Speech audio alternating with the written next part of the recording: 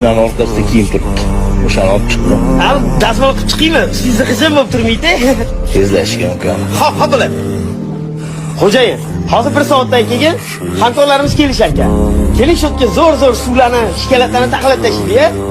Menga qara, asl erkaksan. Xingil urmagin, sal jiddiyroq bo'l. Erkak kishi jiddiy, mas'uliyatli bo'ladi.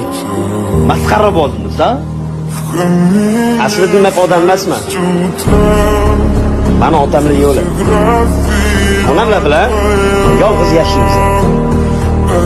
Ustiga onam kasal. Sizni qo'lingizga ishlab, mehnatingizni qilib, onamni dorilarga pul yig'ib.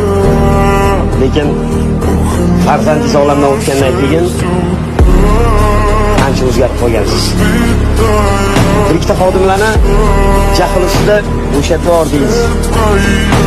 Agar men bo'shasam, onamni dorilarga pul olaman. Hayda bormang deb, kayfiyatingizni ko'tarish uchun kuldirib yuraman. Uzr ukam. Ana tushundim.